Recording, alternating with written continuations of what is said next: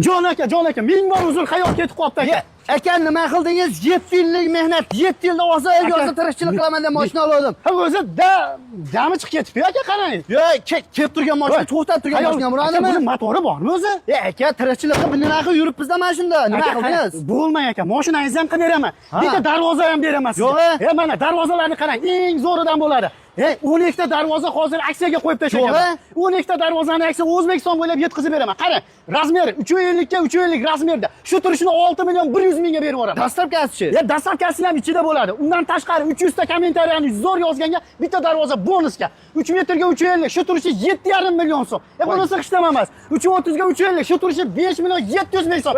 Sizga mana shu darvozani berib yuboraman. Ketdim mana shu. Namanganda Jida kapasida bunaqangi arzon darvozani topa olmaysiz. Haytek, Dubay, Chechen hammasidan bor. Samarqand Qozonni ham Maromni yetkazib qo'ygan. Mahallada bitta bo'lsin, xotinim yerda ham yursin deganlarga mana darvozalar. Mashina bersangiz bo'lmaydimi? Shuni sizga berdim aka. Bo'ldi, ketdi. Ketdi. Manzil Namanganda Jida kapasidan.